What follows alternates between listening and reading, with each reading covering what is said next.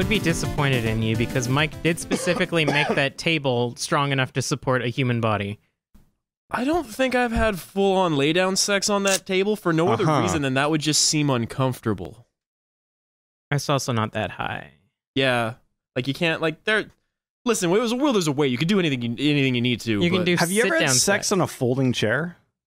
I think so. I don't think I have. No, my sexual endeavors were pretty late in the game, and then by that time you'd kind of gotten past the folding chair dynamic. Yeah, makes sense.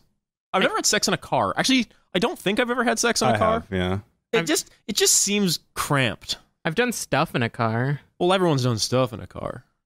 I mean, I've read books. Yeah, check the oil. Gotten really car sick. Listen to the radio on high volume. I've played some Game Boy when I was a kid, going on trips. Jerked people off once in a while, yeah, but that was jerked myself off. Listen, we all have student debt. Okay, we can't be blamed for the things we do to be entrepreneurial. How's that soy milk doing, Dave? So fresh oat. It tastes oaty, not particularly soy. It's free on the streets. Do your breasts feel fuller and larger already? Yeah. I'm gonna touch. You couldn't. You like. That's the only reason I stopped eating tofu. When I started keto, I was like, because you were worried it's gonna get you more in touch with your feminine side. Well, I'm already pretty heavy up on the top side, so I was afraid I'd be like, oh, now I'm gonna have that disease where, is it disease, that genetic disorder where guys have giant man boobs? I mean, I'll speak for Matt here because I know he's kind of quipped at me whenever I brought this up. Like, apparently there's not a lot of good science behind the soy to male breast progression. Yeah, the man just says that though because I think a third of his diet, at least when Jenna's not around, is just Soylent. So it's one of those. Like, no, like Matt. I think Matt kind of gave up on that a while ago. I feel like Boy still got a stake in it. He still has some. I know he has like 1.5 or whatever, and like was offering it to me freely. So the extra shit formula. I think Matt like makes burritos and puts them in the freezer and eats burritos one at a time. That seems good idea. I guess reasonable. Yeah. Modular food. Although man's not here, I'm not going to speculate on what a man eats. No, man's not here. That's the reason why we can make fun of him. I grind up all my food and put it into swallowable tablets and put them all in the freezer and then just pop pills all day. That's why you got your Vitamix, right? Yeah, exactly. Yeah. The best food every year is when you just take good foods and like you turn it into like a mashy paste. It's like the best meal ever is the day after Christmas or Thanksgiving when you just take all the stuff. The turkey, the gravy, the stuffed mashed potatoes, you put it into like an unrecognizable gray mass, and you just eat that. Have you tried that? Because I've always been curious. It fucking rules. Yeah. It's so good. I'm a big fan of the open-faced turkey sandwich, hot turkey sandwich, you know? That too. Yeah. It's a flavor paste. It's so good. I've always wanted to try it. I was always curious. Gravy's key. You can't, like, you don't have gravy, it all falls apart, but if you have a sufficient amount of gravy, it acts as like the sticking agent. So fucking good. It took me a long time to realize that like gravy is just fat and salt and flour. Yeah, basically. What's wrong with that? Nothing wrong with that particularly. It actually makes a lot of the holiday foods taste better. Like the moment I saw my grandmother take out the turkey from the tin and then like just drop a bucket of flour into the tin and then mix it up and then pour that into a gravy thing, I was like, wait a minute. Oh yeah. I thought there was more to this. Drippins. Still, good old drippins. Yeah. All right, you guys ready to go? I think the audio sounds fine. No, I'm hungry now.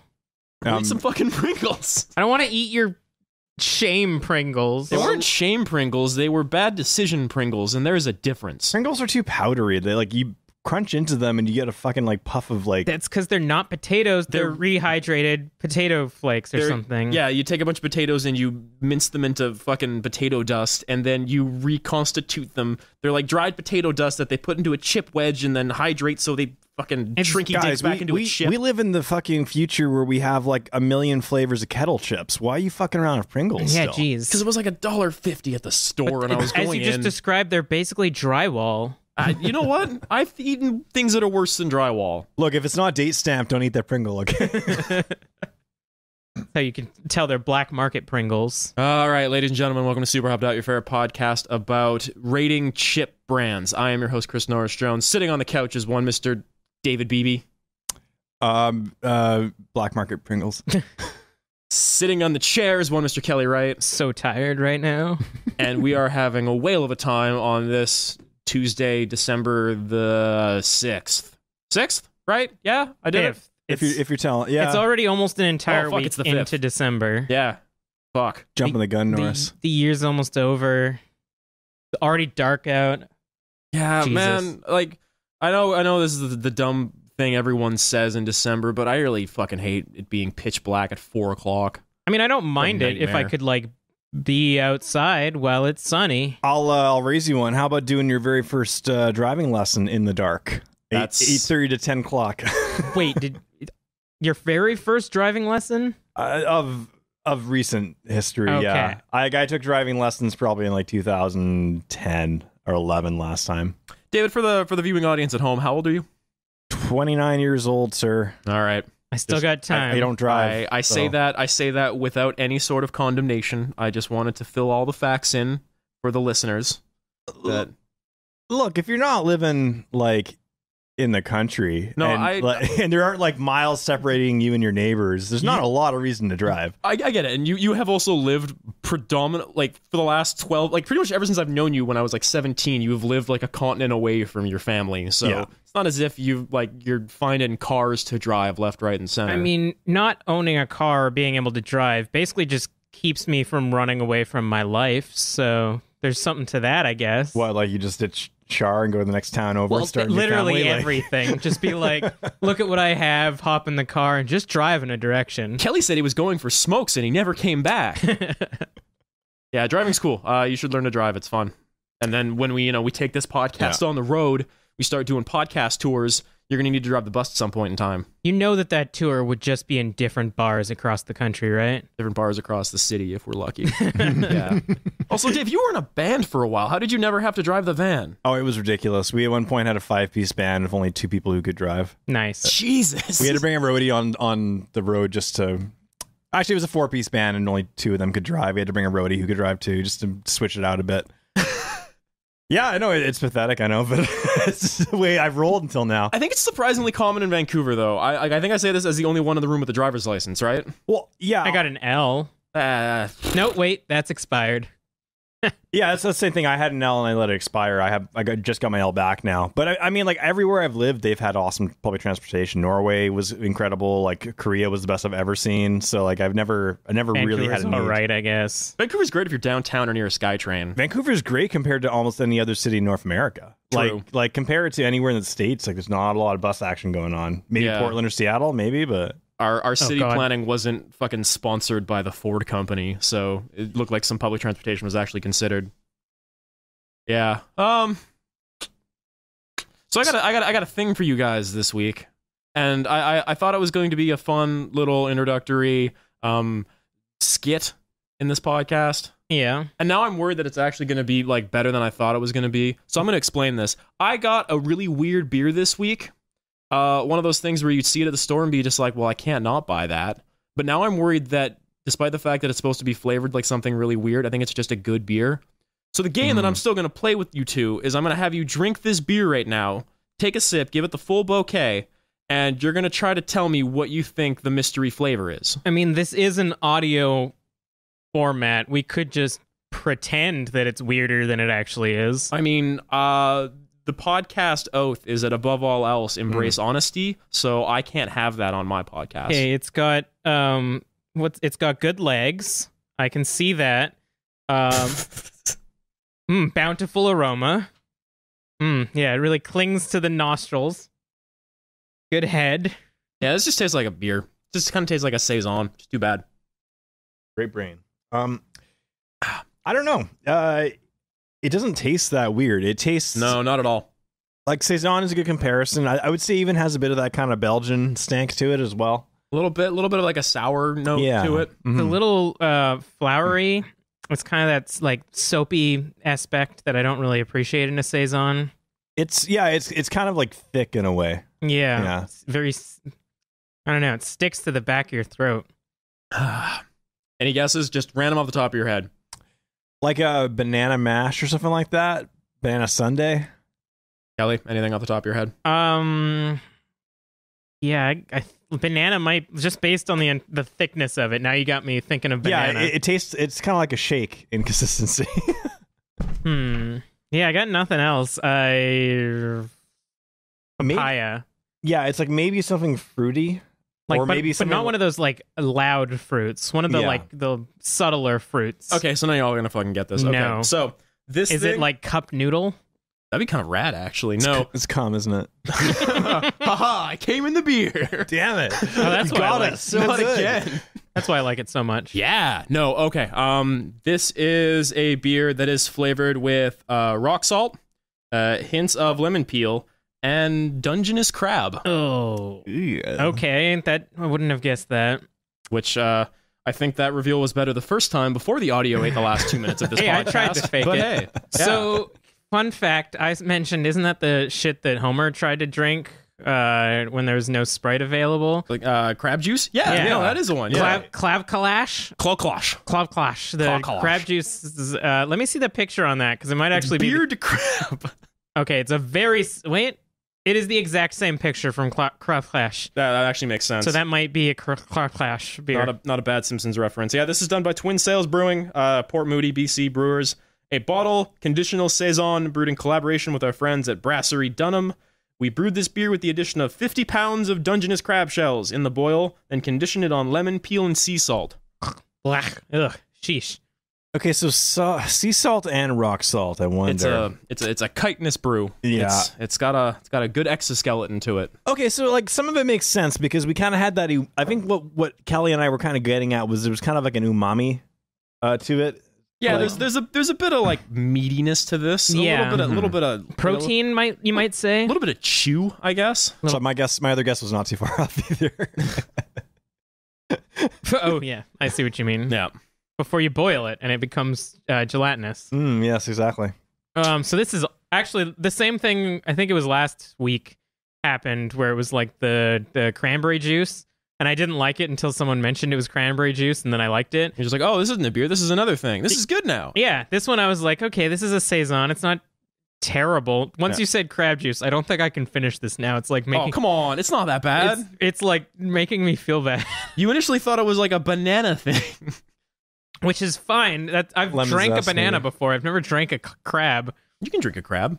Have you ever eaten crab? Yeah. Then you've gotten some of that crab juice in you. It's fine. Crab's delicious. Yeah, but it comes with the meat. It's no fun if there's nothing in your mouth when the liquid goes down. I'm just saying, you go to a nice seafood restaurant, usually they'll pair they'll be more than willing to take their cicerone and pair your crab with a nice saison, a nice beer. Yeah, and but I this is don't just cutting out the middle, dip man. This the is just, crab in it. well, maybe you should.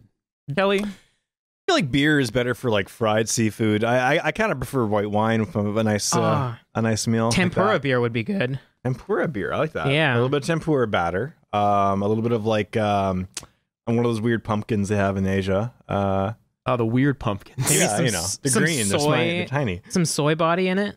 Oh, there we go. Soy Yeah. and everything. Miso. But Miso? Yeah, exactly. Oh, I think a miso beer would be horrible. It's kind of brimming with that weird, like, white stuff on the top of it. I say this as someone who in the past has on a dare made a friend drink a soy sauce beer. Like adding that level of like salty fermentation to a drink ain't good. You know what else isn't good? Trying to drink, what was it, oregano or something, like some sort of oregano sauce. That sounds I can't awful remember. as well. It was both Bill. Both of those things were us making Bill drink something. Yes. But Bill will drink anything. I've pretty much seen it all at this point. An ominous sentence. I remember once, I'm gonna out Bill right now. I remember once Bill like snorted a little pile of salt in the fucking calf at uni just for a laugh. I think I don't even got anything for it. All right. It was a different time, you know. when we were kings, you know? King crabs. Yeah. If you don't want to drink this beer, I'll drink your beer. It's fine. I actually quite I like mean, this. I surprisingly like this. I kind of like it too, but I mostly like, since you said it, I mostly taste rock salt now. It's like that kind of like powdery, kind of like weird saltiness to it now. It just tastes like a very tempered, like it's a very sour saison in my mind. That's all I'm getting out of this. I say that as a man who has like coarse salt in my kitchen, so I can salt bay it up and then lick my fingers afterwards. That's weird. That's a weird And then thing you just also said clean there. up your floor because you've spilt salt all over it. Yeah, exactly. Then my wife like asked me to clean up the floor. Yeah. afterwards. Your There's wrists. salt everywhere. Yeah. All right. important question now. Top 3 seasonings for your cooking. What are your 3 go-tos? Salt, pepper. Yeah, it's Salt, pepper. ground salt, ground pepper, and just because I like fucking with Char, paprika. Because she refuses. Paprika's kind of tasteless. She also claims Not a that. lot of it. So I found this out because I've been actively trying to antagonize her with paprika. It's generally flavorless cold. That's why people put it on like eggs, like deviled eggs, to be fancy and shit. But when you heat it up, it has kind of like a peppery. It activates. Yeah, exactly. It tastes kind of like, not tart, but like, I don't know, spice, a little bit of spice to it. I think chili powder is one of my favorites just because you can add a bunch of it and it has a good flavor. I don't know. That's so basic now, and if I can say it out loud, but like that's what I use it for. Mm-hmm. I don't know. I don't cook that much, honestly. It's all about that Lowry seasoning salt. Oh, Lowry's, Where it's at, yeah. I guess you could be cheap and say like Montreal steak spice, because then you got like We had this 5 exact seasonings in one. I feel, I think we've Yeah. actually had this fucking conversation like a couple weeks ago. It's- And I So- argue that Lowry's is not it's just another type of salt, so it doesn't count as your third seasoning. Is that the good pink flavor one? salt. Fuck you. Pardon me? Is that the pink one? No, it's the orange That's one. Himalayan salt. they're all the pink one. same. It's the one where when you were a kid and you went to New York Fries at the food court, you would love New York Fries because you would just take that seasoning salt and just fucking dump it until there was a literal mountain of salt on top of it. Now and there's use them. there's a topic. New York Fries, Canadian restaurant chain. Actually? Yeah, Boston Pizza, also a Canadian restaurant What? chain. No fucking way. Boston Pizza. I swear that's an American thing. That one I know. No, Boston Pizza is Canadian. Oh, fuck. Yeah, I know, right? This is... We own everything up here.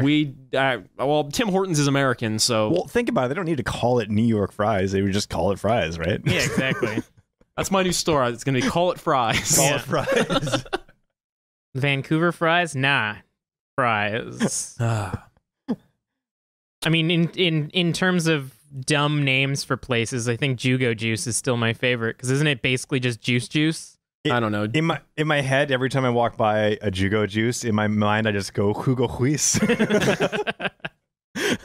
That's what I do. Yeah, the name Jugo Juice sounds vaguely racist in a way I can't quite put my finger on. First syllable.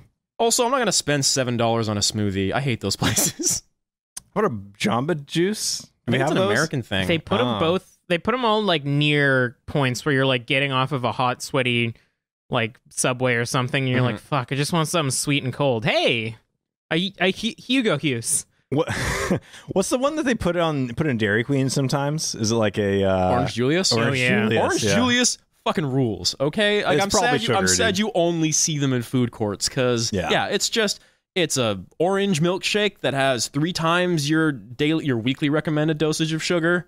I hated the orange until like my palate grew up, and now I have like this weird nostalgic flavor for like Like the orange as an archetype, like as a flavor profile. Yeah, exactly. You're just like, I am anti-orange. and the color exactly. But now I have this weird nostalgic flavor for the pizza hot dog from Dairy Queen, and the or it might actually just be from Orange Julius, and the plain ass Right. Oh, Orange Julius. No, you're right. That was what it was. It was juice plus hot dogs. 'Cause Yeah, I guess I had exactly. to have foods of some sort. I guess. They probably did. I fucking hate that shit. Like when you go to like, I guess it's probably Jugo Juice where they have like wraps or whatever, and But they're like shitty wraps. dude, of course they are. They're like dry Thai chicken with like fucking it's like- spent wraps. It's like if you go to fucking Starbucks and you'll pay $8 for a shitty breakfast wrap or something like that. Those are terrible. I'll give you guys a number one hint. Wraps fucking suck across the board unless you're making it yourself at home. It's true. I am generally, you know what? Unless you're going to like a restaurant known for their sandwiches or you're making a sandwich yourself, sandwiches kind of fucking suck. Yeah, I agree Most on that, people too. like when you go to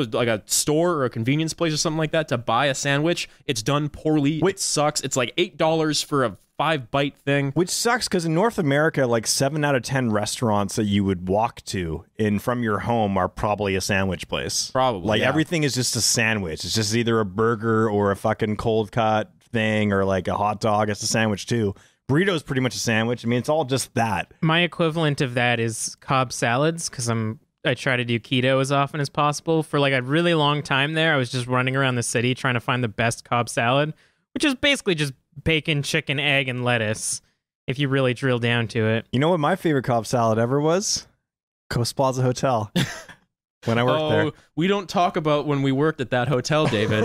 It's just still saying. too painful for me. This is getting very specific. We- All right, no, You've drilled it down to like between you two. Yeah, no, it's a reference. Okay, but I will explain the story then. In the university, I would get a sweet-ass summer job working at this hotel that my dad worked at because nepotism is still alive and well in the American West, in the North American West. And one of the years they were doing a bunch of renovations, and so my supervisor came in and she was just like, we need to hire like 8 dumb, able-bodied people to lift things all day. I was like, fuck, I know like 12 of those people. So I basically just staffed up my entire team with close friends of mine. And if you haven't already figured out from this podcast, my friends are all fucking snorting salt off of a table for fun. Salt snorters and ne'er-do-wells.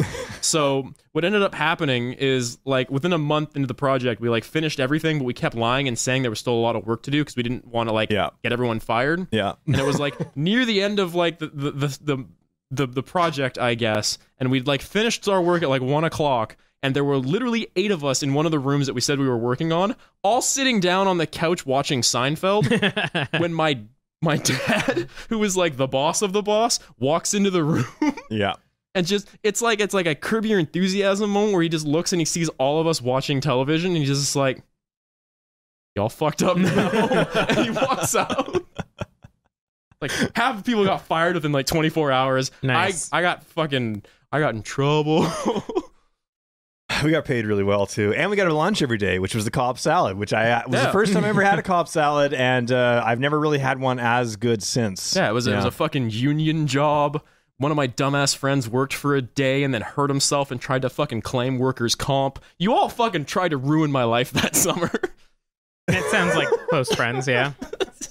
It was your mistake for trusting any of us. Yeah, in like the first never place. hire friends. Like fucking dear reader, never hire friends. It only ends poorly. I think that's all this podcast has been leading up to is don't hire your friends. No. And Strict no. thanks Have for a listening to hiring process. Super Hopped Up for the last 4 years. Yeah. That's all we had to teach you. You've learned everything. Now fly away, little bird. So other topics for today. Well, we usually talk about those like video game things, I guess. Do we really though? Sometimes. kids don't play the video games anymore, though. No. do they? The smart ones don't. I don't know. Dave, what have you been playing these days? I'm playing a lot actually. 2 of my favorite games, or like games that I wanted to get for a long time, went on sale recently. So I scooped them up. I think it was like Cyber Monday or whatever. But I bought the PS4 version of Valkyria Chronicles. Ooh. Which is a tactics RPG. In my opinion, like one of probably the best or one of the most unique in that micro genre. That game rules. I really like that game. Yeah. It's basically like a anime version of World War II. But It's fucking weird. It's you really drill weird. down into it. It's the fucking weirdest. Yeah, like Seems normal. I actually played this game, like, I think on the original podcast and discussed it, but like the part where it gets really weird is that you're playing the like militia army of like a small neutral country in this massive war between 2 empires, which is like the Atlantic Federation and like the Eastern Imperial Alliance. The Eastern Imperial Alliance are basically just a cross between like Romans and Nazis. Little bit. And they are waging persecution against people called the Dark Sen, who are just the same as all the other people, but they have dark hair, and so that's like what distinguishes them. Yeah. Yeah. Well, they also wear like ornate, like they have like little like shawls or like scarves they wear as well. It's a very unveiled like East Coast Judaic / Roma type like analogy. Yeah. And at one point, you are tasked with liberating a Dark Sen concentration camp. Interesting. Didn't think they'd go there, did you? Yeah, and it's like a forced labor camp. It's not like an oven like extermination camp, but it's still like a little bit like weird.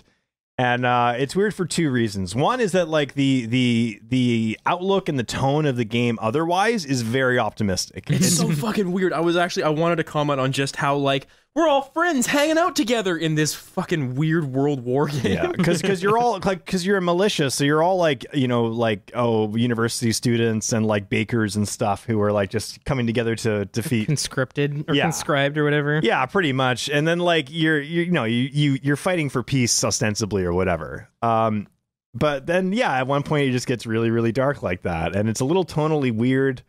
I don't particularly think it's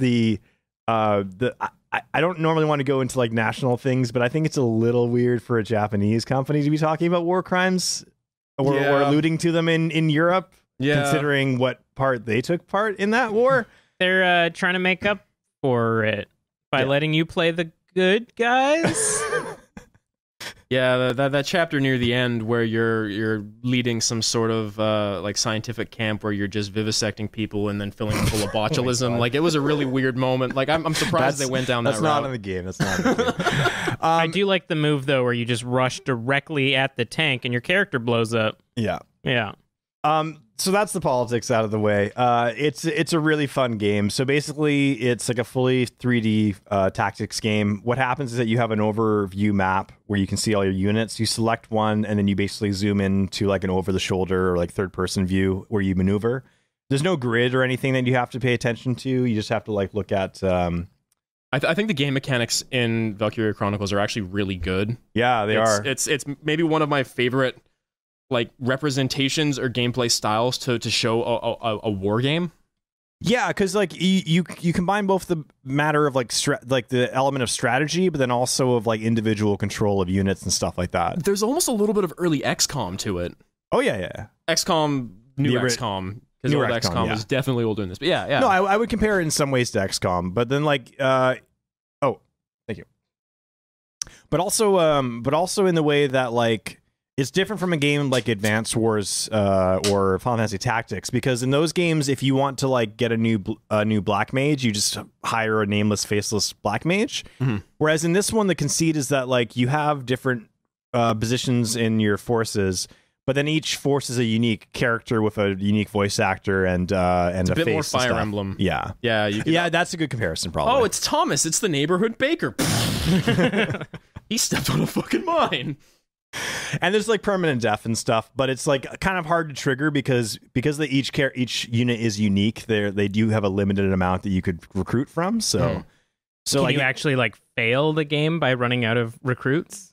It's interesting. I've never gotten to that point. Maybe they start to filter back in or something. Because I thought that was a Fire Emblem thing too. That like eventually you wouldn't be able to hire more characters and you just kind of lose. I hold some confidence that game, if you ever were to start running low, would just start dumping the recruitment pool with randos. Hey, look, it's Tom's twin brother, Jom. Hello, my name is Jom. Those Baker boys keep stepping on mines. Yeah. No, because I've seen lists and stuff on like GameFAQs, so there is like a finite number of characters, and it's basically like once they're killed, you have 3 rounds to retrieve their body, or else they die permanently. So there might be a fail state that's like that. I have no idea. So it's been a long time since I played that game. I vaguely remember playing it back in 2010. Mm-hmm. There's since been, I think, 9 other Valkyria Chronicle games. It seems like that kind one of official series. sequel, and then because it's kind of an anime game, 6 side games or reduxes of the same game or something. There's probably been movies. It's not that bad. Like there might have been a spin-off movie, but like there was a Valkyria Chronicles 2 and 3 were both on PSP. I thought 3 hadn't come out yet. I thought 3 was coming out. 4 is coming out in February or March. Thank you. Yeah, okay. So there's been 3, and I swear there was some other side things as well. This year there was a game called Valkyria Revolutions, which came out, which is basically like a Dynasty Warriors Muso type game. It wasn't very faithful. It wasn't very faithful at all to the original. Yeah. But which war did it replicate? Oh, the same one. It's the universe is just that war, pretty much, right? How the fuck do you Muso a World War game? What does that look like? Okay, so here's what I kind of think they were going for is that like Lu Bu just tanks up and just runs into the 52nd Regiment. Like, what the fuck is this? You've seen how some American directors portray the World War, where like one dude could kill everyone. Well, true, but it's because like it's like one guy just like gronks out and just shoots everybody. I'm not joking. They gave him a giant sword and shit. Like I'm not even kidding. Like it wasn't like. Yeah, that's canon to World War II. Yeah. I don't know what you're talking about. Yeah, there are no swords in all of Valkyria Chronicles 1. There's just rifles and guns. I thought there was like it's just Hitler in that giant avatar mech with 2 knives. The anti-tank weapon is called a lance. Okay. It looks like a medieval lance, but it fires like an RPG. Because I always imagined I played when I was a wee lad in high school, but I thought there was a character that kind of looked like a Monster Hunter character with like the gun lance, but I might be wrong. Possibly. I don't know. That game, the original, from what I remember, I felt like it went on a bit too long. I think it could have probably ended itself a bit earlier. There are some really cool, memorable missions that I still remember from earlier on in that game. One of them being the concentration camp rescue. One of them being, have you fought the giant tank? Yeah, that's a really good mission. That's a dope mission. That's a fun mission. The mission that I was kind of stuck on now, and it's actually a fairly challenging game, or it's like a perfect level of challenge. But it's a pincer attack. So what happens is that there's a base in the middle, which you're told to capture. But when you capture it, you realize that it was a trap. So they just have 2 tanks that come from either side of the map, and like you have to like split your forces as to how to deal with it, which is I think pretty cool. Yeah. Good ass game, dog. Good ass game. Yeah. So that's on PS4. Like for digital now. Is it like PS3 but for PS4 on digital? Yeah, it's like 60 frames per second. Like they've like made a couple changes to it and stuff. Okay. All the DLC on there. What's the DLC in that game? Just extra missions and stuff. It was like early PS3 era DLC, so it wasn't like Still too didn't really advanced. know what to do with it. Okay.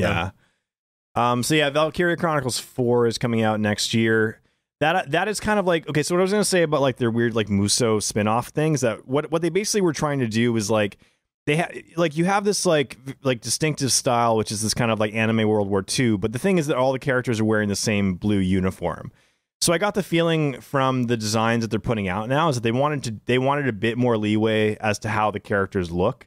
They wanted a bit more like, can we do a bit more like Final Fantasy and add some buckles and accessories and things? Like, not too much. I don't think it's bad. I think they've actually struck a fairly good balance between like going too far in that direction and still having it be like a military. So I kind of picture, what was that, Final Fantasy 0 or whatever, the one that was like a demo if you bought you got a Final Fantasy 15 demo, but like their style was like we're all basically like school children, so we all have similar outfits, but then we've got our own little flair to it. I've heard of this, but this is not a thing I've played. I watched a Let's Play like a million years ago, so see, it actually, although I usually hate the kind of trope from RPG games in Japan where like everybody who saves the world is like no older than 22, most of them under 20. Preteen exceptionalism. But except for the mentor who's like in his late 50s. No. The mentor is like 38. And he's called the old man. Like, oh yeah, that's true. Go back to like Final Fantasy 10. Orin is like 39 years old. Is he? Yeah. Well, it's because 2/3 of the population in Japan is over the age of 65, so they deify their youth at this point. That's a good point, actually. Yeah, that's probably part of where it comes from. What was the point I was making though? Okay, so but in a war situation, it actually makes sense for people to be that young, because if you're conscripting people, they'd be 18, 19, 21. Yeah. We send our kids off to die, kind of thing. That actually makes sense. They probably don't really go down that path in that game, I would say, but at least it seems somewhat authentic. Yeah, and watching the trailer for Valkyria Chronicles 4, they are at least, I think, giving a bit more nuance, and like the characters are like confronting what they're doing in the war. Ooh. And what and how the war is making them change and develop, and not simply just like, we're doing it for peace. You know, so they're going in like an Evangelion route where like halfway through it starts to get real depressing, and they're going more in that route. Everyone has father issues or something. Again, I've never seen Evangelion, so this is all hearsay. So maybe more like World War I than World War II, I guess, at least in the way it's portrayed in media. Yeah, although they're going for more of an Arctic, like winter war kind of feel. So maybe more like, maybe more like a Stalingrad or something. I don't know. It's Finland versus the Soviet Union. Yeah, kind of like that. It's whatever Napoleon was doing. Well, if it was in Russia, it was getting his ass kicked. Yeah, that's true. Yeah. Don't invade Russia, kids. Don't invade Russia. Like it's not a hard rule. It's really bad. Or Afghanistan. Okay, so the other game I've been playing, which is also from Japan, and you'll be forgiven for mistaking the name for the title of the game I just played, but Odin Sphere. Odin Sphere also rules. Yeah. So Odin Sphere, again, this is another kind of re-release or remake, but it's a really like good one. So Dragon's Crown is the best game on the PS3. Yeah, we know why you like Dragon's Crown. This is canon. Actually, no, Demon's Souls is on. It's the second best game. Fucking pervert. Maybe, yeah. Okay, so Dragon's Crown is my favorite game on the PS3. And Odin Sphere is basically the game that Vanillaware made on the PS2 before it. And they basically have the style, which is like side-scrolling games with like very beautiful, like hand-drawn graphics. You're playing an anime.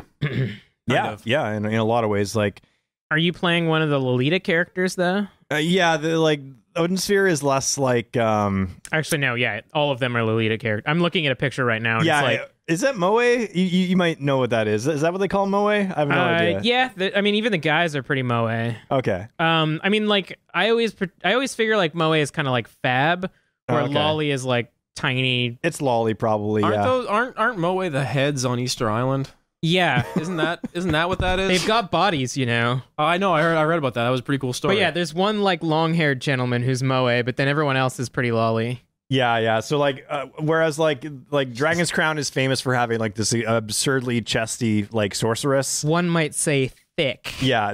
People always bring up the sorceress with udders, but I want to posit that the Amazon with This is thighs, true. literally the size of my entire torso, Yeah. might be just as problematic. And when she jumps, her butt plumps. Like it's a really weird game if you look at it frame by frame. Unrealistic expectations. For me, the most uncomfortable one is the archer. Why? Because she's the tiny child lolly character surrounded by over-sexualized people, so I'm automatically assuming that she's also like subjected to the over-sexualization. No, I feel like I think this is your own psychosis at this point. I think you're being protective of her. Well, like, the you don't like the environment- world that she lives. Stop white knighting the archeress. You know what? Fine. She's called the elf, by the way, you guys. I'll just jack it to the dwarf then. Elf is a class, not a race. Fuck it. See, but that makes it okay because like both the fighter and the dwarf are absurdly proportioned too, but they're guys. That's true. We're allowed to sexualize our guys. Yeah, they have Thank so God. many muscles that don't even exist on them. Yeah. Oh, they exist. You just have to look for them. Triceps? I ain't never seen that shit. Norris. What the hell is a trap? Triceps are the male clitoris. Okay. Well, I fucking dare you to make that the title. Yeah, exactly. I fucking dare you. Done. Okay. Fucking fight me, coward. That's Wow. what it is. Okay, I think that'll get us Whew. flagged on YouTube, but I don't care. Whatever. Okay. Watch our numbers skyrocket. It's a All right. medical term. Anyway, let me talk about my lolly game. Okay, so Odin Sphere is basically like a very cool, like original kind of unique game. You have it's a precursor to Dragon's Crown, so a lot of things were familiar from it. You basically have like a round world map where you go around to different kind of settings. So there's like a fire dungeon, there's a fucking ice mountain, there's like a sewer, there's your standard like fare of RPG like trope places, right? Your stuff. But what it actually has that's different from Dragon's Crown is it actually has a very in-depth like story. Like there is like, from what I can tell, several hours of like fully voiced dialogue. From the admittedly very little I remember watching of that game, there's like some sort of like godly pantheon, or Yeah. like there's a lot going on in that game. Yeah. Like there's a it starts off with a war between like the fairies and like the kind of like Odin, it was like the kind of like Viking god realm. And basically Kelly just keeps showing us pictures of anime characters, and I'm worried this is like setting a negative trend. It's Odin Sphere. that character you just showed me, Velvet, you guys can look it up. She's a little bit on the edge because she's literally just wearing stockings. Like there's nothing, they're not practical. They're not just leggings. stockings. Yeah, okay, all right. Because there's a difference, because like every second girl in Vancouver just wears Here's leggings a these front days. version of her, Norris, if it makes you feel better.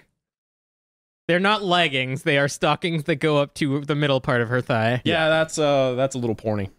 That's probably the worst it gets. But basically We're just not cultured enough to get anime. guys, you play these 6 characters, but you play them in order. So basically you go through the rounds of these different dungeons, fighting some of the same bosses, but in different contexts, and sometimes with different abilities, or they change the fight a little bit. Is it co-op at all, or all single No, player? it's single player. You know what that entirely. almost kind of reminds me of in structure is 99 Nights. Because that had like, that kind of had that thing where you play each character in order, going through the same battles, Yeah. but like from different perspectives. and in different like sequences, right? Ah, Yeah. like Nier Automata. Yeah, yes, that is how we pronounce it on this podcast. Automata.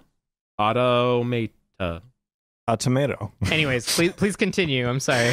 Yeah, so it's like kind of a beat 'em up, but the More like beat 'em off. beat Okay, 'em keep off. going. Yeah, I got him. You got me. It's a beat 'em up, but it also has sort of an aesthetic or a feel to fighting games, which I kind of appreciate. So like you can do like launchers into like air combos into like special moves, and then keep the chain going, and then you're like building the chain until you get like 100, 200 hits like, Jesus. in combos. It seems like Vanillaware does put a lot of effort into their fighting mechanics for their games. Yeah, it's like not really a fighting game because the timing is not strict, right? You can mash square for a lot of the stuff to kind of go in, but then like you figure out how to chain attacks together to get higher and higher numbers. You're scored for every little like area that you clear, and then you kind of go through the next room in the dungeon map, and there's different stuff to do. Some really like weird mechanics, like you level up your character, but you get most of your experience not from fighting, but from making food. Hell yeah. Yeah, that's so awesome. it's not really a cooking mini game because you actually have to go to this traveling chef and bring him different ingredients. And there's a kind of like an in-depth crafting system where you're using like some of the same ingredients to make either potions that help you in battle or to make food, which helps you level up. Huh. And then there's even there's like 3 or 4 like restaurants in the hub area that you get to check out as well. Does it have like optimize? Like, is there a level cap that you can like optimize your level up to that cap? You each of the foods that you make has different experience amounts. So at a certain point, it doesn't like pay off to use resources to make the same food over and over again. Okay. And you're uncovering new recipes as you go as well. And like fine cuisine, we're talking like fucking like herb and butter shrimp and like, you know, French things like consommé that I can't even pronounce. I mean, some of the like, stuff in Consommé is just a fancy word for broth, isn't it? That's you can buy that. He can't make that. You can buy that from a can. He can't make that. But that reminds me, I remember playing Dragon's Crown, and some of that food looked real good. Oh yeah, I get so hungry playing Odin Sphere, man. Like so my little character gets served, and like, you know, even like just the detail in the animations is great because there's like basically like 2 or 3 frames, like say half a dozen frames where they're eating food, but it'll be like taking a spoon up, like blowing on the spoon to get it to cool down and then swallow it and stuff. It's like they're a little fancier than the Monster Hunter, where they just shove their face into the bowl. Yeah, I feel like there is a legit 1-to-1 correspondence between good anime and how tantalizing the food they represent is. Yeah, like Yeah, there's been like a number of Miyazaki articles that I have read, which has just been like the Studio Ghibli people know how to make food look super dope, and then they just show pictures of food in Miyazaki films. I mean, Disney has a good thing going with that too, where watching Lion King, I kind of want to eat some bugs. Because Timon and Pumbaa made them look so delicious. That's your own pathology right there. I can't believe how many food items in this game are like hand drawn, and then not even just hand drawn, but the in between stages of eating it are like done as well. You know what probably happened? Artist was like, man, I want to incorporate a lot of really good food into this game. Give me a budget to go eat some fancy food. Oh, there was certainly field trips for this, I'm sure. Yeah. Because like one of them is like a chocolate fondant, so it's like a souffle with chocolate in the middle, and then you cut it, like the character cuts it and eats half of it, and you see the gooey inside. Like it's like that fucking rules, dude. It's like so much detail. It's amazing, and like all the characters play different. Like the one character I just finished was like the elf, like crossbow girl, and she flies. It's just fairy. Sorry. So she flies around, and basically the entire game turns into a bullet hell. Like if she like shoots like, you know, like hundreds of rounds of crossbow ammunition at once. Like it's neat. crazy. So I've had a lot of fun with that. I like that. This game might actually, I was telling my wife, this actually might be one of my favorite games ever. Like it's like Really? it's so captivating and like so well done and beautiful. The music is great. Like a lot of like similar themes that are shared from Dragon's Crown that I appreciate. And hey, Dragon's Crown is going to get released next year probably for PS4. Nice. Which means I get to do it all over again, baby. Oh, how long is Odin Sphere? Or dude, have I you played been 20. I played like 25 hours already, and Wow. I've only finished 3 characters. And there's, wow. I think 2 more to go. So it's like a good length for what it does, and then there's like new game plus and shit afterwards, so you can like Jesus. keep going forever. Well, I'm really glad that you're keeping abreast of all of our 2017 games for our Game of the Year discussion. I'm really picking relevant like recent games just like to the high shit. Just a game that came out in like 2010, and then also I think like 2011. Like this is real. This is some real good shit. The This is re-release good. of Odin Sphere came out last year for PS4. Yeah, it came out again. Yeah, do you know what's came out again this year? Crash Bandicoot. You know that's the #1 PS4 exclusive in the UK. Yeah, because we live in a hell world. No. It's not because of the hell world. It's because they're so nostalgic. Like PlayStation 1 was a big deal in Europe. I like that you didn't question the fact that it's a hell world. It's not because of the hell world that definitely exists. Oh no, it's certainly a hell No, there world. is a legit A to B to C. We live in a hell world. We miss when it wasn't a hell world, so we gravitate towards the thing that remind us of when it wasn't a hell world. It's like, why is like the two like stunner games this year for PS4 in like the UK, I believe, was like Tekken and Crash Bandicoot, because those were big games for PS1, and that's what those two people still remember. I mean, why do you think Stranger Things was so popular? It reminds us of a time where things weren't so devastating. Even if there's monsters about, at least they can hang out in an arcade without being harassed. Yeah, we all I don't know. Stranger Things kind of brings back a specific like universe. It's kind of like a Stand By Me kind of world. I feel like Stranger Things more references sort of the 1980s as shown in popular culture and films at that time than actually probably what was really going on. I don't know. I used to leave my house for periods at a time and not come home and just hang out with friends. And I feel like that those kind of shows kind of portray that. Riding on bikes with your friends when you're a kid is pretty awesome. Yeah, exactly. And your parents not really caring as long as you got home before the streetlights went on. Yeah. I don't know how to ride a bike until I was 14, so I was never really doing that. I also played hella D&D when I was about those kids' age. So I didn't play D&D till high school, and I feel like I missed out. We played Tunnels and Trolls, which was like a kid's version. And That's actually really cool. Yeah. And then like my friend's dad was the DM and stuff. It was pretty awesome. We just fought because it was a small town and there wasn't much to do. Yeah. Yeah, I didn't play D&D until I was like in my early 20s, which is early, like a lost opportunity. I don't know. I didn't have geek friends. I just fucking had my video game consoles for like a good 2 years of my formative years, which I think is very explicatory. Man, middle school girls love me talking about D&D.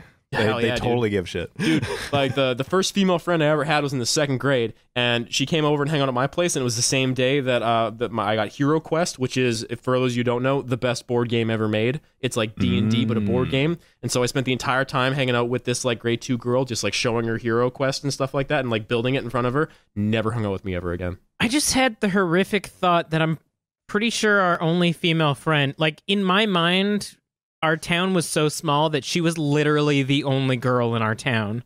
I don't think that's true, but I can't prove that otherwise. She's just the only girl who like hung out with the guys. Yeah, was like what do you call it? Heterosocial? Tomboy.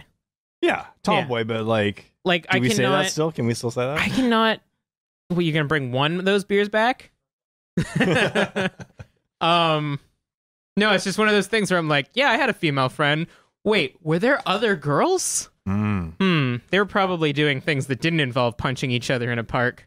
I was thinking about this the other day, how when I was like in middle school, it was probably like 8th grade, like MSN Messenger was like the big thing.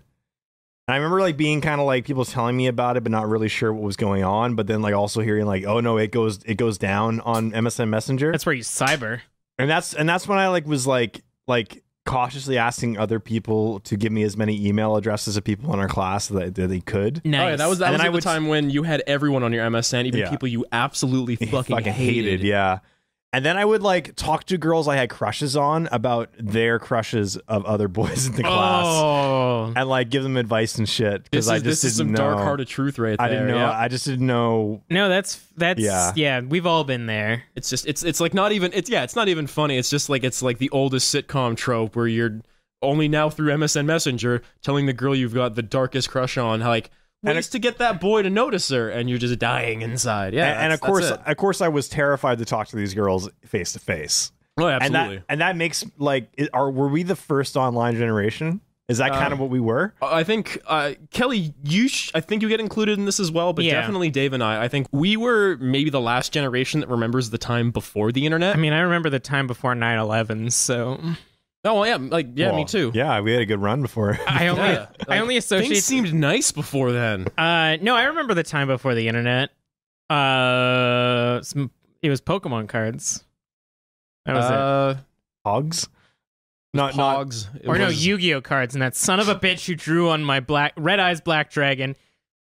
Yeah, that's in certain cultures that's a death sentence. I Yeah. was too old for Yu-Gi-Oh by the time it was big, I think. Well, look Yeah. at me. I'm too old for Yu-Gi-Oh. I'm 29. Or at least I didn't give a shit, I guess. Yeah. I just played video games. Like I don't even think I didn't really play Pokemon cards. I didn't really play any of I didn't play Pogs. My brother had a ton of Pogs. I hated it because it wasn't video games. We shouldn't do I it. had a problem. We shouldn't do it now, but it might be a fun episode where we pretend that it's like the golden era of when we played video games as a child, and then just talk about the game that we played as if it's a new game that came out. So guys, I went to the local Blockbuster and I rented James Pond for the SNES. Turns out, not a very good game. Have you guys heard of this? It's it's a musical instrument. It's not ukulele. Banjo Kazooie. I Banjo-Kazooie? think. Yeah, it's a really cool. Banjo-Kazooie's tight as fuck. Yeah, Do you guys ever wonder why the licensed Lost World game was so different between the Sega Genesis and Super Nintendo? I never got it. Do you guys think I've been playing this new game. Do you think the representation in Turok is a little bit problematic? Because he's Native American? Yeah. Oh my god. Okay, you know what? Actually, I would love the idea of us being like time travelers going back and discussing like the unwoke properties of 90s cultural objects. Dude, save these for next year. This sounds fucking rad. Let's just say that the voodoo mask that follows Crash Bandicoot around is a little uncomfortable even in 2017. Guys, wait. This is hilarious. Ikam Bokum. You remember that one from Banjo-Kazooie? Or Uka Uka and his rival mask Aku Aku. Just saying, Shadow Man had a lot of problems. Oh god. I've been playing Punch Out, and I think those guys might be racist. What are you talking about? Pizza Pasta is a national hero in Italy. Soda, what is it? Soda Blazinski or something? Well, it was Vodka Drunkinski in Japan, but Nintendo of America would not let that no, shit fly. definitely not. So Wow. they made it Soda Popinski. Soda Pop. Oh yeah, that's right. So speaking of 2017 Game of the Year games, I played a banger. What's that? Hit me. This Tell is me. gonna be one of those weird games. Char and I streamed a game called Simulacra. I watched part of that. It Yeah? sounds familiar. It's so I think like last year this guy made a game called Sarah is Missing, which is Sim. That also sounds familiar. And basically so Simulacra, it's played on a phone interface, and you can actually play it on your phone. And the idea is that this girl went missing, presumably possessed, and left her phone at your doorstep. And you're trying to like solve a mystery of like what happened to her, where she is, while interacting with like people in her contact list and like stalking her emails and her like Twitter account and stuff like that. Okay. And the whole thing is like I almost wish I played it on phone, because the interface is actually like designed that you interact with it like a real phone, and you like text people and you message them and stuff like that. Yeah. But the whole idea is like you're talking to her abusive ex-boyfriend, people that she met on Tinder and shit like that, and trying to uncover this mystery. But it was actually pretty good. It's like relatively short, like maybe 4 hours, but there's like multiple endings to it. The acting's It's a video game. there. So, mhm, Oh, yeah. It exists. The entire time Shar and I were trying to figure out what accent they had. That's a great game. Yeah. I love when you have to figure out like what patois that actor is trying to put on. Or they were trying to do English, that's for sure. But what are they actually was the game. You guys had it dead on, I think, when I was watching the stream, when the boyfriend character, like Char, was like, he sounds like a cartoon voice Yeah, actor. exactly. And that's actually like, yeah, he sounded like he should be on like Adventure Brothers or something like that. But he 'Cause, was like, supposed to be a normal man. He leaves like a message, and like if he's supposed to be angry, and it'll be like, "Oh, what the fuck are you doing?" Blah blah blah. But it's like, "Come on, fuck, this is annoying." And I was Yeah. like, "Well, would you act like that?" The main actress who plays Anna, who's the missing girl, was like probably the best, which was, I guess, a good hire. But yeah, it was pretty entertaining. I would recommend it because it was like maybe $5 on. It's kind of like a horror game. What is this? Yeah, it's spooky in parts, like from Yeah. what I was seeing. Yeah, it reminded me a lot of what was that game you guys played for like one of the last game of the months, where it was the lady, he had watched all the interviews with her. Oh, what was the Her name of that Story? game? Her Story. Yeah, Good Yeah. game. It's kind of like Her Story, yeah. Yeah. And it's kind of like a mix of Her Story and digital love story with like the interacting with other people. Cool. I like both those games a lot. And there's I guess like it's kind of confusing like who you are. Maybe it's a mystery of, but like I don't know. I would almost recommend if you're gonna play it to play it on phone because it feels like it would be really. That's what it's designed for. But Kelly, it's a game with a phone interface on your phone. What if you forget which is your phone and which is the game? What if you can't discern real life from the simulacra life and you kill yourself? What do we learn from Inception? You don't create things that look like real life because then that's the easiest way to lose your way. So should I sell my sex bot? Yeah. Yeah, for like a myriad of reasons. Oh, okay, cool. Just wondering. We've been telling you this for a while, Kelly. But yeah, like I imagine sitting on the bus with your headphones in, playing this game, kind of like looking up once in a while, being like, nobody knows I'm trying to solve this mystery. Swipe, swipe, swipe, swipe, swipe. Type, type, type, type, type, type, type. Also, for the record, a pillow with a printout picture of Jessica Alba's face is not a sex bot. Just so we're all clear here. Listen, if you cut a hole and put a fleshlight in there, still not a sex bot. if you put your Alexa inside your pillow. Is that the Amazon bot thing? Yeah, okay. That's the thing that never stops listening to you. Why are we talking to people at home that are not people? Like, can you tell me that? Remember the Hell World discussion we had? Do you remember Iron Man with Jarvis? Yeah. We're all making our way towards Iron Man. What if it was like Jarvis, except for the fact that everything you said got sent back to a company, which was taking all of the words you've ever said into a database, so it could later use it against you if you ever try to become a political figure. What was the movie where Scarlett Johansson was a disembodied robot voice? Her? Yeah. It's like Her, basically, because... So imagine Her, except the robot is actively trying to seduce you for corporate reasons so they can get better information out of you so they can sell you better crap. That's the future we can all hold on to. A, when do you plan to become a political figure? And B, wouldn't you want more targeted crap? I don't want to see Snuggies anymore because they should know by now I'm not going to buy one. Every once in a while, I actively look up stuff on Amazon I don't want just to throw them off. And that's entirely the dumb thing that I do. So what you're saying, you didn't want that tub of lube. That's the story you're going with? That's exactly the reason why I was looking up all of those sex toys when you guys came in. It's entirely unrelated. It was just throwing off the scent. I know. I thought those... I believe those. Okay, yeah. Educational books. Haha, now they'll think I'm going to school. Textbooks, yeah. Anything else from playing, Kelly? Sharp laid hidden agenda behind my back, which is to say that I want to play it with you guys, so I explicitly told her not to tell me what's going on. Which is... Good review, though? She said it's really good. It was hella short. The achievement for playing the game with multiple people is actually called Movie Night. So it's... So the way that it works, it's by Supermassive, which is the company that made Until Dawn. Okay, yeah. All right. It's very similar in terms of game mechanics to Until Dawn, but they've introduced this like phone, almost like Quiplash phone app that you have to download because you can play the game with 6 people. And my guess is that the game it's like $20. It's really short. And I think they did that to test that technology. Yeah, that makes sense in a way. That's a cool proof of concept. Yeah, I think they probably intend to make more games like that. Like people probably were like, "Oh man, I love Until Dawn. I wish I could play it with a bunch of my friends." And they're like, "Fuck yeah, let's do that." Is Until Dawn on a proprietary like system or on PS4?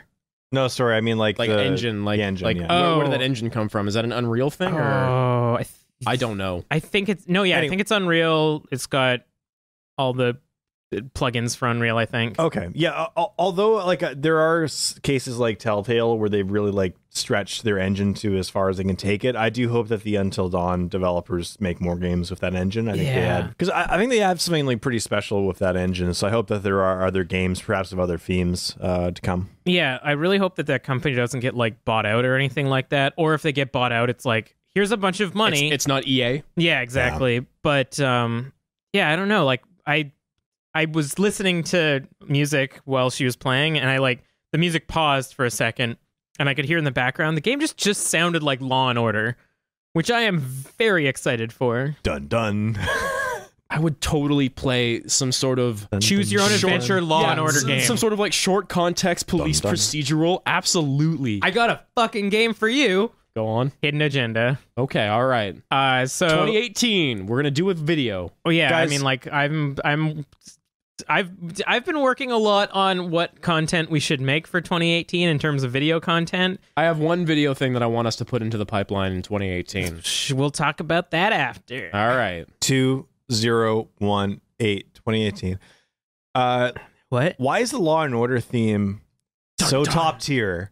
Like that's like the best TV theme of like any of them. Do you mean like the full like intro theme song, or do you mean just literally that noise that's just dun dun? Oh, that's pretty good too. But the entire theme with like the like guitar bends and shit too, like Because it's so indicative. Because it's one of those things where you don't even if you were to ask a stranger on the street and they wouldn't get weirded out of the question, like give me like an idea for like theme music for a police or law show, they wouldn't know what to do, but like it works. That is exactly what a police/law show's theme song should be. I mean, if you walked up to a random stranger on the street and went dun dun, they'd be like Law and Order. It's like heady and deep, kind of jazzy. It's perfect. It's definitely not the one that they use for CSI Miami. CSI rules, and I will not stand. I like by. CSI Vegas rules. the entire Who discography, which is used for every fucking spin-off of CSI, pretty All much. CSI is great. Don't dig a hole. Whoa, Unless whoa, you- I mean, whoa, whoa. CSI Whoa, Vegas whoa. is the best. Yes. CSI Cyber, gentlemen. New Grissom. York. New York was bad. I didn't know there was a New York CSI. Yeah, there was. One word, Grissom. Grissom, yeah. And then Lawrence Fishburne later on. I hate when they like. I wish that Grissom was just in a vol cell forever. I didn't like when they like they made him happy and like made him like date one person in the lab. I liked or whatever. when he had his like aquarium in his office and he was like secluded and shit like that. he just was really into solving murders. Yeah. And doing things that crime scientists don't do, like interrogate suspects. And then all of only respect men who voluntarily don't fuck. Yeah, and then all of his like subordinates were like worried about their dates and shit like that, and he's like, focus on the crime. Let's go to the lab. Grissom's just swimming. He's just knee deep in pussy. He just gives it up though. Sir, we found semen on the crime scene. It's not mine. I love the idea of a police procedural where anytime something sexual comes up, the main character just says, "Let's go to the lab." Yeah. We can all agree that NCIX is terrible. NCIS? Is NCIX is the now shutting down tech store. NCIS is the TV show no one talks about, but is secretly the most popular show in America. The only thing I know about that show is that there was an ex-Mossad agent who was a hero. Okay. Cool. And, that's cool. Yeah, and then there was also like the Goff Science Lab geek girl who was much older than she played. And then it was the guy who I thought was Captain Kirk. What's the actor's name? Chris Pine? Yeah, I thought it was Chris Pine for years, but it's some other guy. NCIS is the Big Bang Theory of law procedurals. Actually, it's one of those shows that makes me believe in the political concept of a silent majority, and that like you never see this shit anywhere, but then you look at like the viewership ratings and it's just like, wow, NCIS is beating everything else by a factor of 3. Yeah. Who the fuck is watching this? my parents both watched it a lot, and like I thought it was just them for the longest time, but then eventually there's so many seasons that it's undeniable. It's like 7, 8, 9 seasons, and you're like, it's the one that I go to my grandparents' place and I'm like, yeah, I love law procedurals, and they're like, NCIS is the best, and I'm like, all right, I'm leaving now. It's a naval criminal law show that's a spin-off of JAG. Like that's how crazy it is that like it's just popular. I don't get it, man. Like, I mean, you just don't understand nautical law, David. That's all it is. I guess because it combines the troops and law enforcement. That's what it is, right? People love that shit. People like cops, people like the Navy, people like our soldiers at war, and they like someone solving mysteries for them so they feel like they're part of the process. They also like, that's all you need for a TV show. They also like hacking as an action sequence. Because there's at the top there's like Mr. Robot hacking an elevator over like 10-minute sequence, and then at the bottom there's 2 people typing on a keyboard so they can hack faster, which is NCIS. People will be okay with dumb hacking in the way that you have someone like slapping their hands on a keyboard and say that they're developing a visual GUI. Let me finish that scene real quick. And then the main character unplugging the monitor so that they aren't being hacked. Yes, that's how it ends. Exactly. That's how it works. Continue, sorry. I'm just saying, if people really liked hacking scenes, then CSI Cyber would now be in its newest season. 90s hacking Rip. scenes were the best though. Yeah, true. hackers writ large. Like just like where everything had like a visual like 3D model like interface with like a pyramid and shit, and like that's just like how hacking was viewed by the mass people. Type cookie, you fool. Yeah, it's a great fucking film. I want a hacking sequence where someone just walks into a server farm and throws like sulfuric acid all over all the memory cards, and he's like, done, I guess. Done, I guess. Call it social engineering. Yeah, or throws a magnet, I guess. Hell yeah. Yeah, I like that. before SSDs, I guess. Actually, I like... Wait, are SSDs magnet proof? Yeah, Fuck. because they don't shimmy. Yeah, I guess, because like hard drives, like it's the platter. Are you sure? Like, could you not still? Let's go with 80% sure. Because I am very sure that electronics in general get fucked up from magnets. I mean, if Bill listens to each episode, he's probably going to yell at me not to shove a magnet on my SSD. But well, don't do that. Don't do that. I think I HDD is susceptible to magnets for sure. Like I know firsthand that electronics play bad with magnets, because I think I might have told the story on the podcast. When I was a kid, me and a couple of my dumbass friends who were those nerds who at lunchtime would always go and hang out in the computer lab, we ended up accidentally racking up thousands of dollars in damages in my elementary school because we were playing with one of those like yo-yos with a magnet on it, and we found out that if you put it up to the computer monitor, it went all rainbow and fucked up. Yeah. So we did it to every single monitor in the computer lab. Every single one, eh? Yeah. Wow. That was a talking to. I'm more I bet. concerned with why did you need a yo-yo with a magnet in it, you fucking pleb. Learn some tricks, you scrub. It wasn't like a yo-yo. It was like a silly ball. It had a magnet at the bottom, and you'd like throw it to the ground, and it would pick up things, and that was the game. Oh, I Okay. see, yeah. Kids were stupid in the 90s. There Games was were a easier. there was a weird year in the 90s where yo-yos came back, but they were rad. There was a year yesterday when I found my yo-yo, and it came back hard. Okay. Did you walk the dog? I can walk the dog. I can go around the world. I You can pendulum? cradle. Holy shit. How many all remember Devil Sticks? Y'all remember Devil I Sticks? do. Damn, son. Me and Hippies don't do that anymore. They're all slackline now, Devil right? Sticks is, yeah, they do, and that sucks too. Devil Sticks is the greatest signifier of someone who just like didn't have a good time in elementary school. Yeah. That seems like the greatest signifier of what that is. during my I'm going to post-secondary, play all of myself. during my post-secondary, me and my best friend, he would do devil sticks and I would do yo-yo. So we got mad puss. Yeah. I don't know why I find that so funny. That's pretty good. What have you been playing? I don't got too much to tell. I've put some in between the minutes I have free from studying, because it's final exam it's final exam time. I'm playing a fair bit of Mario Odyssey.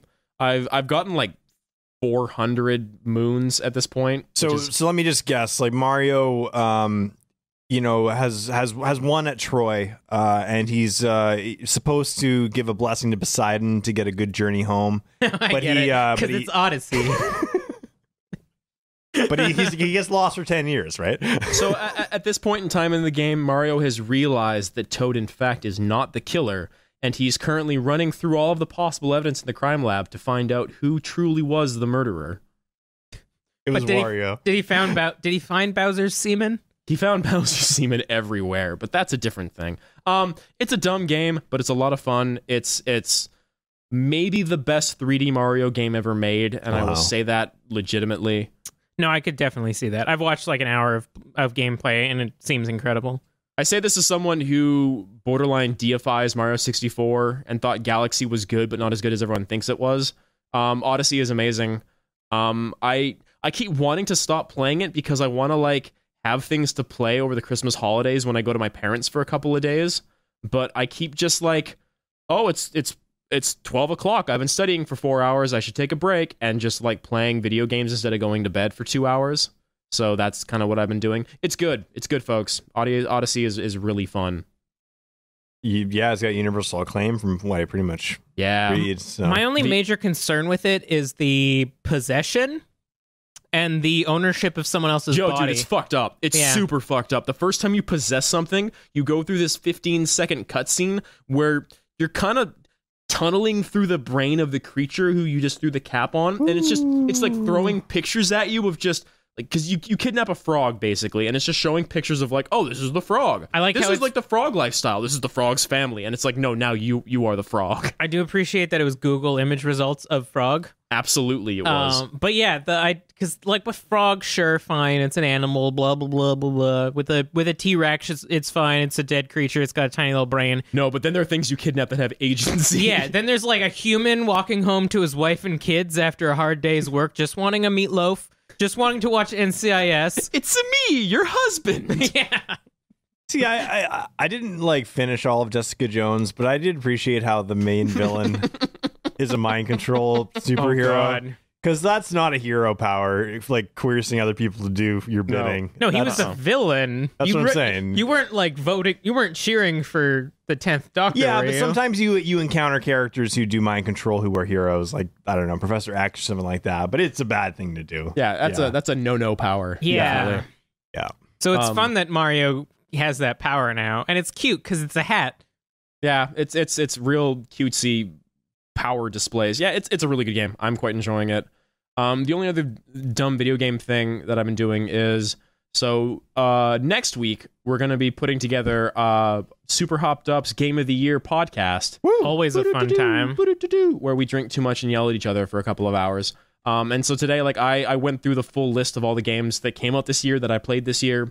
And I put together my list. I'm gonna try to see if I can look through it again and see if I agree with this list in a couple of days. But I'm not gonna read you my top 10, but I'm gonna read you guys all the games that I played this year, and then we'll go from there. It's a pretty good list. Where did my list go? I don't know if I don't know. Like, how many times can I put Neo on the list? Once. Exactly once. Q. Colon. Am I allowed to put the Surge because we were playing it? No. Damn it. Well, I mean, I feel like you can. You've played it. Yeah, like, if you really enjoy it and it's like in your top 5 or 10, whatever you guys decide to do, then yeah, absolutely. I recently edited a scene where Dave and I literally screamed at the game for like 20 solid seconds. How are you this good? Why are you this fucking good? You don't deserve this. then maybe you should consider it. Yeah, like Yeah. I have a game on my top 10 that I have not even gotten halfway through. So yeah. there you go. Okay. It's a bit of a spoiler. Probably you can probably guess what that is. Anyways, of this year, I have played 13 games that came out this year. It's unlucky you're gonna die. Yeah, I know. God, I would be so lucky. Jeez. The 13 games that came out this year that I've played are Night in the Woods, Legend of Zelda: Breath of the Wild, Nier Automata, Persona 5, Horizon Zero Dawn, Pyre, Life is Strange Before the Storm, Destiny 2, Cuphead, Star Fox 2, Middle-earth Shadow of War, Super Mario Odyssey, and Wolfenstein 2. I So guess of those 13, I have crafted together a list, and of that list, I have ranked and I have found games wanting, and one game pretty good. I think I know which one. I guess Star Fox technically came out in North America this year. It technically came out everywhere this year. They never released it? Anywhere, no. Oh, weird. I'm sure some guy in Nintendo played it. Well, yeah, of course, and like My uncle. if you, My uncle. Yeah, my uncle did. you could have downloaded the Star Fox 2 ROM for a while now because someone leaked it, but it's never been officially available until the SNES Classic came out. I wanted to put the Tea Room as my favorite game, but I never played it. I'm gonna look for Osama bin Laden's hard drive and find out what he was playing. Make that my list. that's where my favorite's at. No, it seemed more like he had some really good hentai ideas more so than gaming. I just love that like he was conspiring to overthrow the West and then just had a way to relax when he got back in the cave at night, with a laptop. Yeah. Just throw some Chrono Trigger on. It speaks a lot to 2017 that fucking happened this year, and it borderline like made a footnote. He was Yeah. us, man. He was one of us. If that came in like You're gonna get us on the fucking watch list. if that came out in like 2013, it would be like top news. Yeah. Now it's just like, oh, his hard drives came out. Oh, but look what Trump's doing. Osama bin Laden's top 10 anime list has been put to a permanent end. Yeah. I think we know some YouTuber who would love to have that list. It's like I don't remember anything that happened between 2008 and 2016. I would bet money that after that election party that we had, I fell asleep Dorothy style and woke up today. Yeah, I feel like one of us like started quoting the Necronomicon that night, and it's all just been some sort of hellscape ever since. Yeah, that explains the blood on your floor. No, that puddle just keeps getting bigger. The Yeah. tone bound in flesh. That's what that was. Yeah, okay. You hear that that beating sound? I've been hearing it since the election, and it's just been getting louder and louder. Kata, kata, Cthulhu, fata. Yeah, let's cap it off there. You mean Right about crab an hour juice? 15. Crab juice, yeah. Khlav Kalash. So this is Super Hopped Up, your favorite podcast about three drunks getting suitably more drunk over the course of an hour. We are on Stitcher, on iTunes, where podcasts are held. We have a Facebook group. Come find us. We have a Twitter. Come tweet at us. Don't at us. We have an email, superhoppedup@gmail.com. And most importantly, if you want to go ahead and tell your friends about us, we would be very appreciative. Gentlemen. And? Oh, yeah. And You got Kelly? to append me now Oh, permanently yeah, in your yeah. I'm mind. going to at Kelly now. Please go to YouTube and type in Super Hopped Up and subscribe to our channel because we are doing a full LP of The Surge, which has been a lot of fun to record surprising. and edit. And then to rewatch and listen to myself talk. Yeah, exactly. I love myself. And if you like podcasts but hate RSS feeds, we have another way for you to listen to this podcast. That's true. That's where we are now hosted on YouTube. And going into the year of our Lord 2018, we will be releasing way more content. So look forward to that. That's the plan, Stan. Dave, final thoughts?